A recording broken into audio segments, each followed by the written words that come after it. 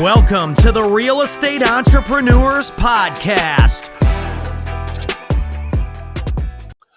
Welcome to the Real Estate Entrepreneurs Podcast. Today, I have my great friend from the Dallas-Fort Worth area, Mr. TJ Kozen. How you doing, TJ? Doing great. Thanks for having me, Ricardo. Welcome to the Real Estate Entrepreneurs Podcast. Welcome to the Real Estate Entrepreneurs Podcast. Today, I have my great friend TJ Kozen, and I'm laughing because I hit the intro twice, and I was like, what the heck happened here? But anyhow, how are you doing, TJ? Dude, I'm doing great. And you know what? I'll say anytime I can hear Pat Hilton's voice, it's a good day. That's a good day, right? Like, I got Pat to do the voiceovers for my podcast like multiple times.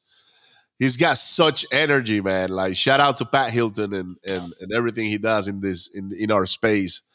Let's talk about you, man. Like, we had a podcast before the podcast. I would say, you know, both of us catching up because we hadn't seen each other in a while, and I miss you too, by the way. I know that we bumped into a few events, you know, together, and we had a great time in the one in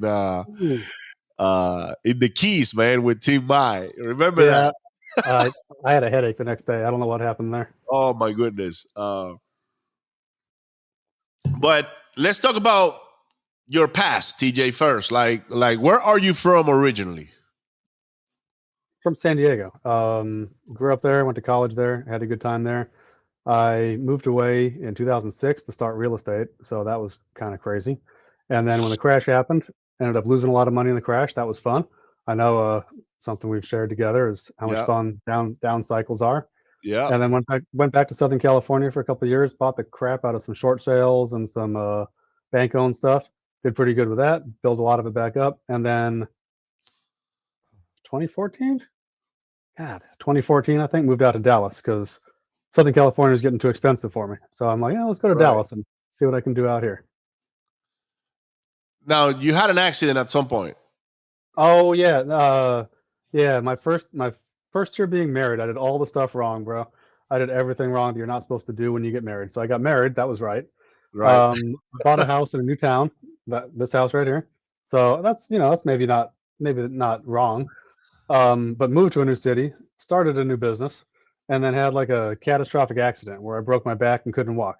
So fortunately, my wife was there throughout the whole process, and the doctor that said I'm probably not going to walk again, he was he missed, which is good. Spent 10 weeks in the hospital learning how to walk, bolted a bunch of metal up in the middle. And the one thing that taught me really was when we had 3 flips going at a time. One flip lost money. One flip made, I think, a little bit of money. I'm not even sure. No, one flip made a little bit of money, and one flip kind of broke even. And one thing I learned, even because none of that stuff mattered, what mattered was I wanted to walk out of the hospital by January 1st, whatever year that was, 2015 or whatever it was. I don't remember.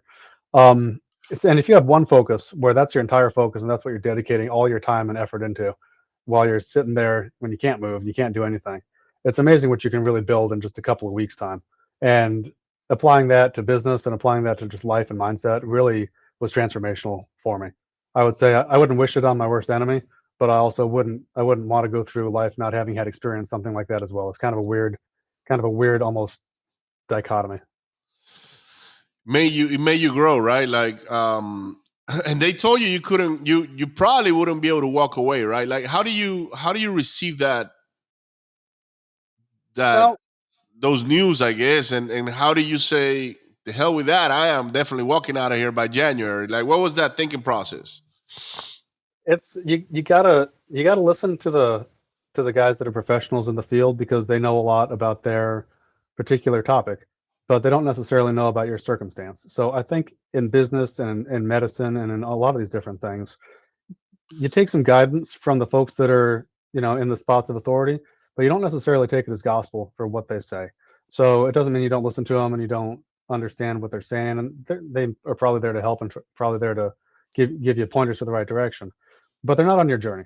So you really have to walk, pun intended, you really have to walk your own journey and figure out what that is, because you really never know your potential. until you push for it. And even then, just like everything else in life, once you reach some kind of potential, you just raise your bar. So now your potential is maybe higher than that even. So you raise your ceiling becomes your floor. Wow. Um, what was something that while you were in bed, right, and you couldn't walk, what was something you did maybe on a regular basis or to where you got your mindset into I am walking again. Like I'm not gonna listen. Like I'm not gonna take that as a definite, like the opinion of the doctors, right?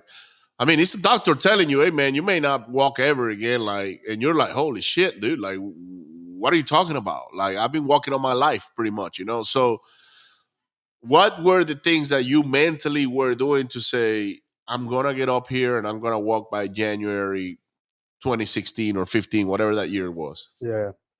Well, the first thing I did was I made a therapist cry because I said, because you go through something catastrophic like that, big losses in business or marriage or health or whatever, and it's tough to stay in a positive mental space. So one of the first things I did was made a therapist cry when I said, if I can't walk out of here, I'm not sure if there's anything like worth it out there. And we went back and forth for about half an hour. She started crying. I'm like, well, shit, if she's crying, what's that mean for me? So that didn't help.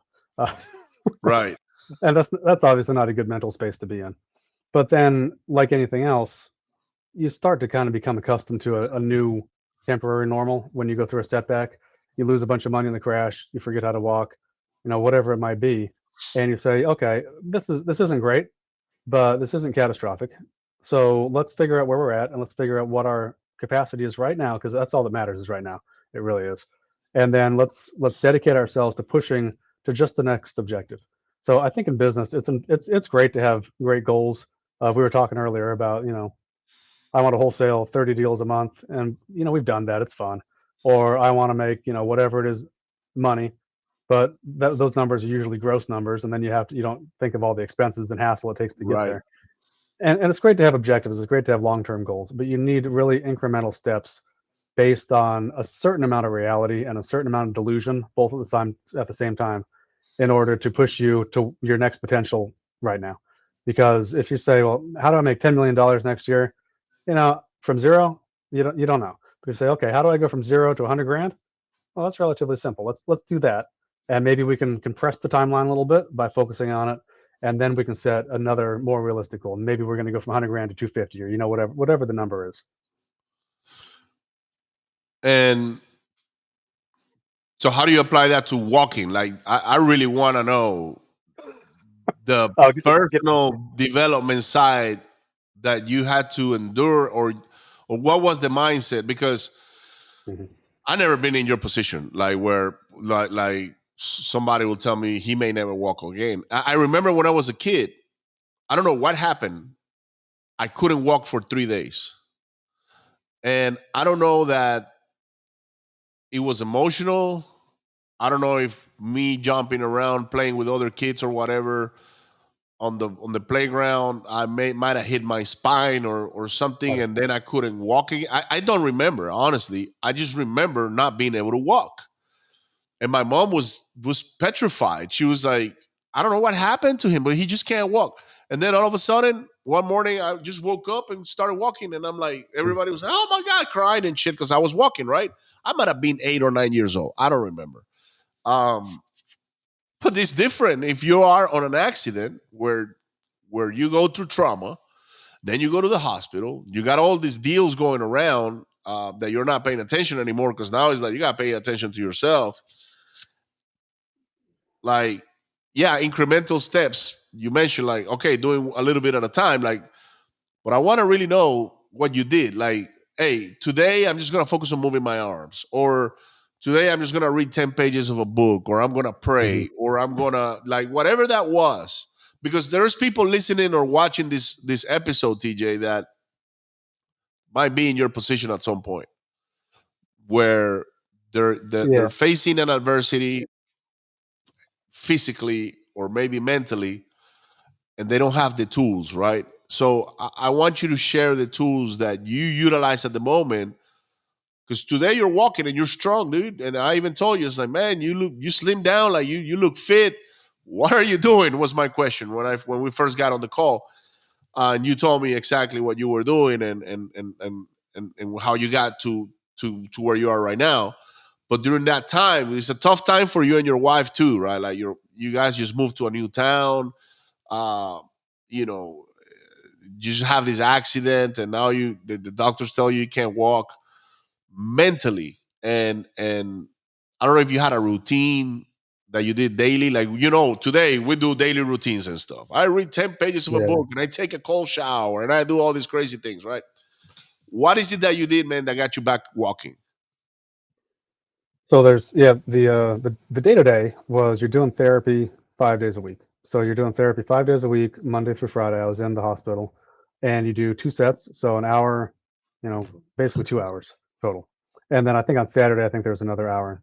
So that was good, and that kind of helps you start to figure out what your new potential is. And obviously, well, maybe not obviously, when you have nerve damage, you don't really know what the potential of the nerve recovery is. So for some people, if it's sliced and cut, unfortunately, there's no potential. If it's just smashed up, then you might have a little bit of potential, or you might have a lot, and you really don't know until you get there. So fortunately, mine was smushed. It wasn't cut, so that's good. But that was the day to day. But what I did after that was, since it was a hospital and a rehab facility, they would open up the gym, the workout area, basically, to the other, just the population or whatever, the folks that live around Right. there, or doing continuing rehab. They'd open it up for like an hour in the evening too, or maybe it was an hour and a half. So I talked to my doctor, and as far as I know, other people just generally don't do this. I talked to my doctor and said, "Hey, let me go in there and work out again after all this." Like, after, he's like, "You just worked out for 2 hours today." I'm like, "Yeah, let me go in for another, let me go in when it's open." So about 4 days a week, I do that also. Uh, Pretty much always rested on Sunday, and that's something I still try to do just in Right. general. Sunday needs to be a rest day. You need to recover. You need to spend some time for God, kind of recompile your mind. And that was the day to day for about 10 weeks. Was just working out as much as I possibly could, upper body, lower body. Maybe something doesn't move yesterday. Maybe it moves a little bit better today. So then from there, you just try to push a little harder. And I'll tell you a little story, I guess. One of the times, I was able to walk out of the hospital on December 31st of 20, I think 14 or Wow. whatever it was. So that was cool. I met that goal. It wasn't a great walk. It was with a walker and with But some help, you were but hey, walking. I got all the way up. I got all the way out to the curb. So then from there, I did once or twice a week of outpatient therapy, where I'd go back to the same hospital, see a different therapist, and a lot of the therapists are great. A lot of them are not great too. A lot of them have limiting beliefs on their selves, because they've gone through this a lot. They have a lot of people they've worked with that just don't apply themselves and they Right. push themselves. So it's easy for a professional to be like, "Nah, you're not going to be able to do that." Like, well, so you don't listen to those. You listen to the ones that say, "Okay, maybe we can do that, maybe we can't, but let's see if we can get you there and let's try." So on the outpatient side, I remember they got a square hallway that's just around like conference rooms or something, and it's maybe 25, 30 yards on a side. I'm not sure. They're like, "All right, wheel in there, get in the wheelchair, get to a corner, and I'm gonna get two canes. All right, we're gonna walk as far as we can. So stand up." That's not that hard, because by then I've been working out my upper body, because it's all that works. So that was easy. Standing up was easy. It's like, all right, let's walk. So walked from just one corner of the square to the other corner of the square. And when I sat back down again, I was so tired that I didn't even notice it. But I think my wife turned to the therapist, or the therapist turned to my wife, or something like that, and said, "Do you feel that?" And like, I was kind of out of it because I was exhausted. Just walking 25 yards, I was exhausted. And they said, "Do you feel that?" And I said, "Feel what?" Said, "We can feel the heat radiating off you from like a foot away, just from the effort, like the actual physical heat." So then I sat there and, like, kind of took account of where I was. It's like, oh wow, like I am not burning up fever, but like burning up effort wise. And I don't know what that was, but that was just a memory of mine of the level of dedication it took, again, to walk 25 yards. But if you can't walk 5 yards, 25 is pretty impressive. Um, just the kind of physical manifestation of the effort. It was a really weird experience. It might have been healing energy. I believe in all superpowers and things that happen when you put your mind into it. I don't know if you follow Dr. Joe Dispenza, right? And um, he was told he was never going to walk again after he had his accident on riding a bicycle. And I think he was in bed for almost a year. If I don't, yeah. But the doctors told him the same. And they said, "Hey, we doubt that." Actually, they thought he was gonna be like vegetable, like which is even worse than what happened, because at least you were alive from the your torso up, and he was like literally just listening to them and couldn't say anything. And he said that while he was in bed, he ordered his brain to heal his body, and that every day he did that, like the same, like ordering, and he walked out of that hospital walking as well. And today he's doing these big seminars and all this thing, and meditations and all kinds of crazy things that they even say, people even say that they have seen beings from other dimensions in those rooms because of the level of vibration that they create in those, right? So I don't know if you follow him, but um you know I highly suggest everybody that's listening to this or watching this, go find Dr. Joe Dispenza. That guy is amazing. I do his meditations now almost weekly. He's got a walking I've been walking for a whole month now, TJ, actually almost 2 months. Every day I'm doing 7,500 steps. I'm not getting to 10,000. It takes me almost an hour and 20 minutes to do 10,000. So I'm just cutting it off at 40 minutes to an hour. You there? Hello? Minute 16. You froze. Oh, there we go. That's weird. Yeah, you froze. Yeah. It's all good. Yeah, you take right. The good thing is my guys will edit this and make sure that. So I'm gonna write down the minute where you froze. It was the 16 minute. But anyhow, I was telling people about Dr. Joe Dispenza and how he was able to accomplish something that you were able to accomplish as well. Now let's get into real estate, man. Like, how did you get into real estate?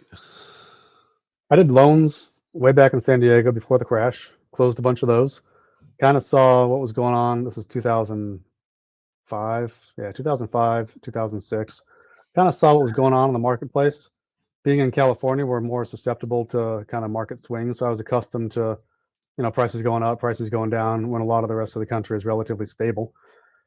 So I kind of saw what was in the like, not in the pipeline maybe so much, but more just like what was in the marketplace with like some of these loans that didn't make a lot of sense. And I tried to stay away from those. I tried to steer people right as well as I could. But I was like, this isn't sustainable. I think I want to get into investing, and maybe not in Southern California, because it's expensive. The prices don't make sense.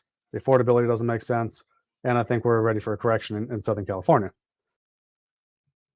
Which, I was right about that, because I mentioned when we were buying short sales and REOs, a lot of those were in the Inland Empire, which is kind of like Los Angeles County and like east of Los Angeles County by, a whole bunch of miles or whatever it is.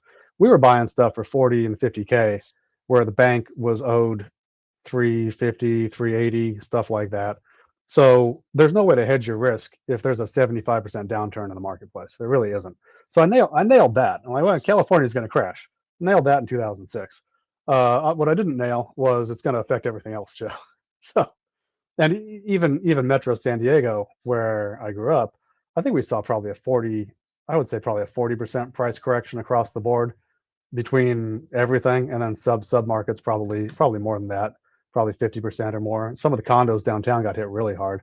So definitely nailed that in terms of like, maybe I want to stay away from Southern California because of the lending stuff and because of what's going on. So I went to Memphis, and my first deal was 112 apartment units. Price, I got it for 860. It was worth probably about 30K a unit fixed up. So I don't remember the math because it's rusty. I haven't even really thought about it recently. Like, that's kind of a no-brainer, right? Put 15K into it and make some money. So that was good until that whole Southern California thing kind of metastasized and hit the rest of the country. And then my second deal was 98 units. That was cool. And they were both rocking and rolling. But the problem was about fall, whenever we saw the market crash, the stock market go down. I remember watching. I was watching because I was kind of trading at the time too, just for fun. I remember watching the euro.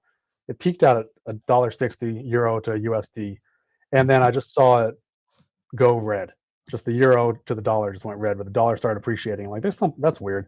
There's something to this. That was I think August of I don't remember August 2008 probably. Yeah, I But remember when that happened. I remember seeing that when I was trading. Like that's weird. I don't know what's going on here. And then it just got worse and worse. So the problem was, no, I don't know if it's a problem. The Fed started lowering rates. So since we were on a construction bridge loan on the first property, it kind of helped us because now rates are going down. Well, now our interest carry is going down. So now we can hold on to this turd longer. So instead of dumping it right off the bat, like I probably should have, we probably should have dumped it 2000, fall 2008, spring 2009. I think we held on until end of 2010 or beginning of 2011. And that's, I don't know if we timed the bottom, but that's when we got rid of those guys. Got it. Hey TJ, I don't know why your connection. Can you log out and log back in to see if that it refreshes better the camera, because it looks like I think it's your connection. It might be a little slow. Yeah, let me. All But right, that, yeah, yeah, go ahead and log yeah, out and log back in. That way you can get it fixed, you know. we're back.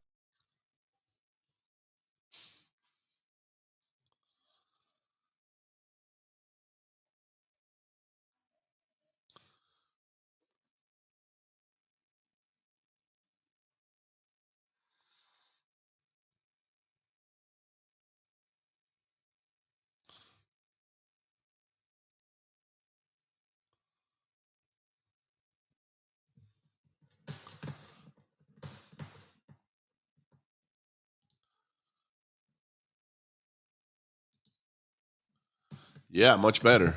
Oh, that's weird. I'm sorry about that. Yeah. What are you using? I don't know, external webcam and hardwired internet, so that's weird. Yeah. Try using the I could try using the computer webcam, see how it looks. um Dark. That doesn't look no, right. the other webcam is better. Yeah, that's much better. Um there is a camera I use, bro. It's a Sony E7. Let me tell you which one it is. Um it's perfect for doing the ZV-E10. It's $700, dude. And the quality of the camera is amazing, brother. I got 3 of these cameras. I have some Black Magics that I used in all my events, and those are like $3,000 cameras. These Sonys that are $700, I like this better than those. I put it to you Okay. that way. So, um, and then if you decide to work with us on your YouTube channel, I can send you a list of what to get to make it look really good. You know, like the image and all of that. So, all right, we were talking about real estate, and back then, you were doing loans, and the whole crash happened and all that. When is it that you started doing fix and flips? Uh, 2010, I think. 2010, 11, somewhere in there. That's when I started buying stuff. Got out of the stuff in Memphis. We short sold one property. That wasn't exciting. But here's the interesting thing about that crash, just really quick, was we bought this property for mil two, I think. We refinanced it, permanent financing, and then after the market crashed, we lost about 30% of our gross potential income. And obviously, when you're in a commercial property, that affects your value quite a bit. We ended up short selling that thing for 400,000. So the bank took a haircut. That was exciting. And what's really interesting about that, because people say, "Well, don't you wish you could have bought it at 400,000?" The guy that bought the place at the 4 also lost money when he went to sell it, because I know the Oh, broker that retraded the asset a couple times. So you just miss. Sometimes miss. The other property we sold, the bigger one, the first one was a rehab project. We lost money on it, but we got some money out when we sold it. So that paid off paid off some debts and kind of kept it going. So the great thing about when you're in something like that, everyone else is in the same boat. So you don't feel quite so bad about right. it when everyone else is also also swimming against the stream. No, so in 2010, I think, probably spring 2010, I went back to San Diego. I surfed for about 3 months, kind of got my head clear. Did a lot of surfing. But all right, well, probably ought to start making money again. So that's when I started buying and selling stuff in the Inland Empire and San Diego County. Bought it for super cheap. Kept a couple of them that went up quite a bit, and just I don't know, just kept doing that. Okay. Um, Now, fast forward, you move to Dallas. You recover from your accident. Um, you were flipping 3 houses at that time. And you already said what happened to those properties. How was your evolution about that after that? Yeah, kind of got in a bad headspace again for a minute because yeah, the accident. I was on some hospital drugs, which took a couple months to kind of wean myself off of. I don't like being, I wouldn't say addicted, but I don't like having foreign crap pumped Right, into my body. So it takes right, a while to kind of get your headspace straight. So the crazy thing is that barely able to walk. I would say May or June that year. We had one flip going. I was talking to a GC buddy of mine. Said, dude, I don't know if I want to do more houses. Like, I need to make some money. I don't know what I ought to be doing. So let's start a construction company, Tim. Like, it's a construction company. Really? I knew how to do construction, but I didn't know anything about a construction company business. So I did. So barely able to carry a box of tile. Like, you know what? Let's do a construction company. What the hell? right, Because now we can get some recurring income. I didn't really have the mass wholesale because there wasn't really a mass wholesale model in Southern California at the time that I knew about. And then even in Dallas, I didn't know that much about just how to do that model. I wasn't really following, Bigger Pockets and all those. Because I was arrogant because I thought I was around before Bigger Pockets, so I know better than them. I don't need to look at what's you going had it on. all figured out, man. Exactly. And yeah, I was still maybe 2014. I don't think I was licking my wounds, but I wasn't really understanding everything. So I started a construction company. First year we grossed million one, something like that. Problem with that is we picked the low hanging fruit. So I worked with a bunch of investor clients such as yourself and myself. Yeah, And so our margins were maybe 15, 18%. right. So you're working your ass off between me and my wife, making you know 15 to 18% of a mill. You're not really crushing it. You're making some money, No, but you're not really crushing it. you're surviving. Yeah. So buddy of mine, I actually did his buddy's first ever rehab, and I did this guy's first ever rehab. He says, "Why don't you get back into real estate, dummy?" Like, yeah, you're probably right because I'm not making enough money doing this. So I said, "Well, what do you recommend? I don't want to go door knock, or I don't like cold calling. I don't like any of that shit. Well, just get into PPC." So whatever year that was, 2017, maybe 16, something like that.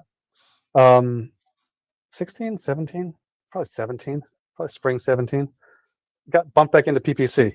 I was one of the first people to do it, and man, the cost per our first ever paid click converted to a closed transaction. I remember seeing I remember getting the lead. Like I thought it was a joke. I thought one of my guys was just testing it, and I pick it up, answer the phone. They want to sell. We end up listing it for them, but we did some work to it too for them. So we almost did a novation before novations were cool. Right. Made 10K on or something like that. Our cost per deal at the time I think was $1,000, something like that. We didn't know how good we had it. Yeah, I remember when I ran my first YouTube ad, okay? This is probably 2016.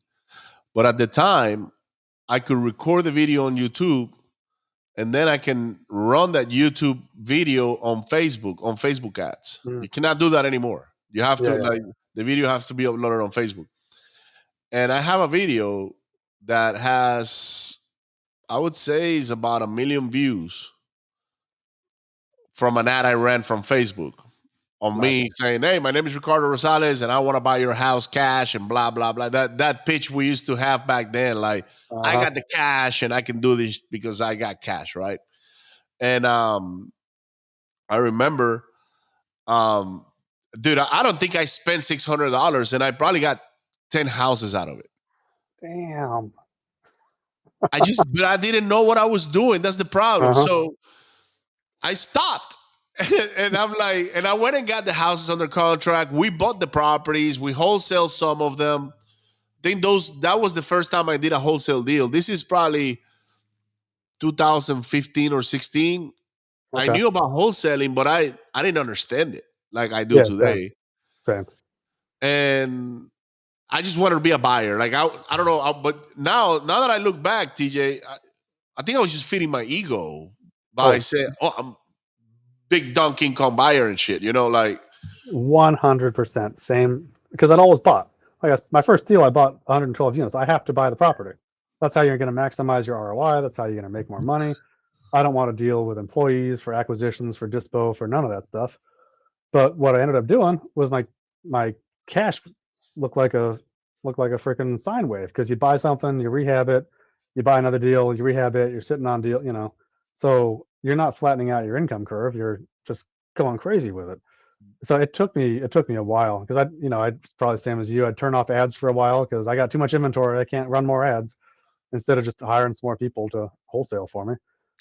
Which is obviously what I finally did eventually, but it took a while. We're our own worst enemy. I didn't do it until 2018 out of necessity, because that's when I was going through all that stuff with all the flips I had, 47 flips. Harvey came to town and I lost my ass on that, right? So I looked at Dennis and my business partner at the time, and I said, man, we need to make $250K a month to stay afloat, dude. Like, how do we do this? And Dennis said, I think the only thing we can do is wholesale. Because if you think about it, if we make 10 to 15K a house, we only need 20 to 25 houses a month. And that's not hard for us to do. And I'm like, yeah, but at the time we were sending massive mailing campaigns. We were sending 50,000, 80,000 mailers to get those houses. So it was the ROI on ad spend was like 3x, So what happens if you have 2 bad months? Yeah. And you got at that point, you're paying acquisitions, their percent, you're paying dispo their percent. Oh no, No, I didn't have it set up like that at the time, because I was just doing everything. It was me and him. Damn.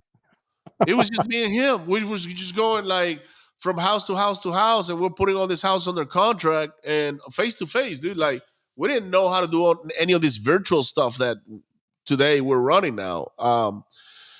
And I didn't install that model on the 10%, 10%, 10% until like 2020 probably.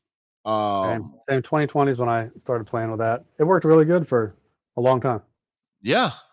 And then of course after 2020 you had 2021, 22, and everybody was a rock star in those days. Everyone's a genius. Yeah. And prices were okay on properties, and interest rates were relatively low.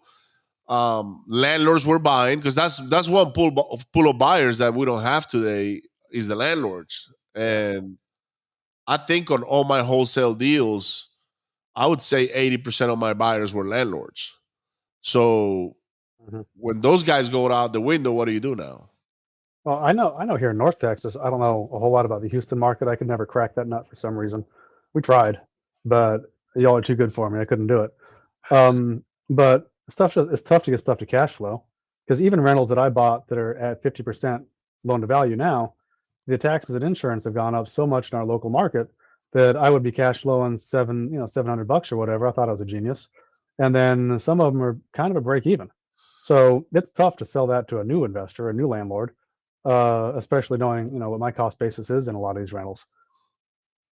Yeah, we did a lot of wholesales here, but we were nationwide. So we started wholesaling in the Carolinas. We started wholesaling in other cities in Texas. Actually, around Dallas, Fort Worth, there's a couple of spots that I was hitting, and I was hitting base hits over and over and over again. They were not home runs, but they were base hits. I think one of the cities is Greenville, if I'm not mistaken, or something like that. It's like northeast of Dallas. I know where you're talking about. I forget what it's called. Yeah, some of those smaller secondary markets you can do really good in. We've done really well in a lot of those. Like, that's what I focused on. Tertiary markets. I was being generous.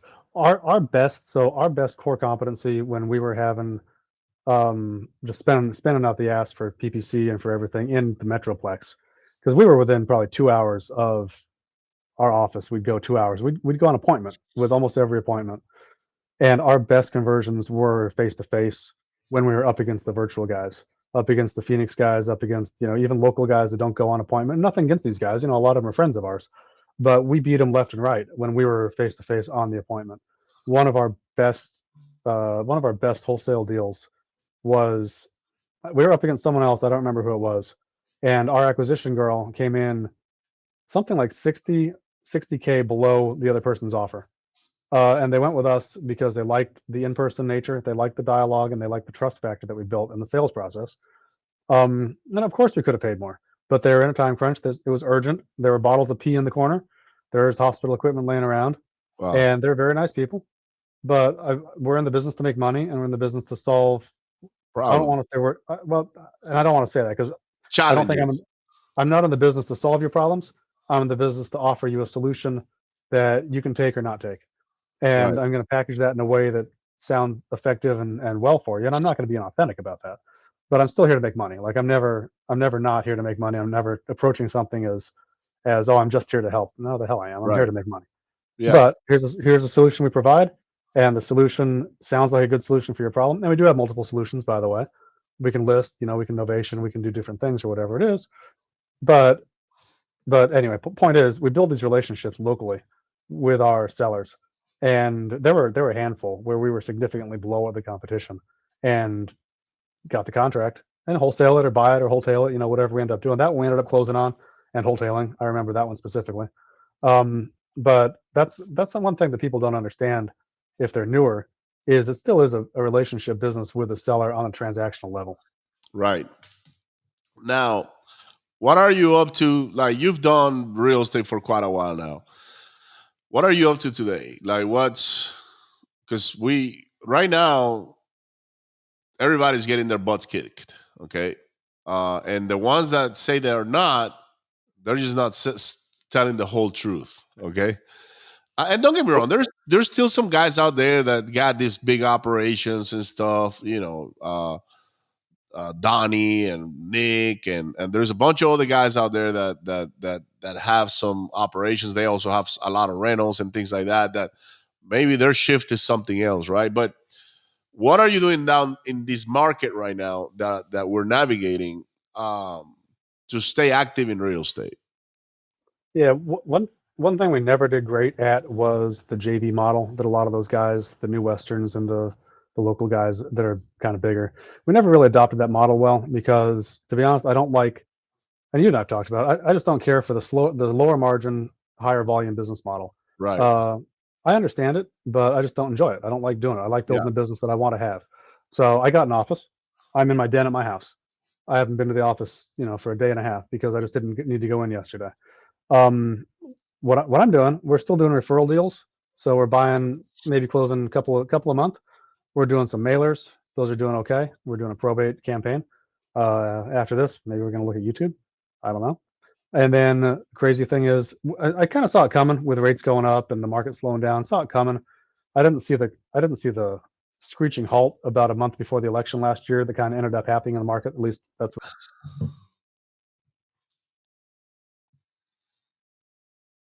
what we experienced in Dallas. Yeah, you cut off for a second. I don't know. Maybe that's because you're in your Okay. den, dude. Okay. But it's Yeah, okay. that might be it. Yeah. Um, No, I stopped talking on those when it cut off. So yeah, okay. So what we're doing now is we're doing some mailers. We're doing referral deals. We're doing a lot of seller finance deals still. That's a good marketplace. We have a good dispo strategy for making that work. Um, we have a way more scaled back team. So I don't know all of our numbers, but we're definitely down significantly in volume from the heyday, which is fine because even then at the time, to be honest, I don't know if I liked it that much. It was a lot of work. And I fired back up the construction company back in kind of last summer, and we're going to close out this year. I think I talked to you about it ahead of time. It looks like we're going to close out the last 6 months of this year at almost $1 million. wow. So, and at a way better margin than 18% because we have a different client base. Right. So that's actually doing really, really well.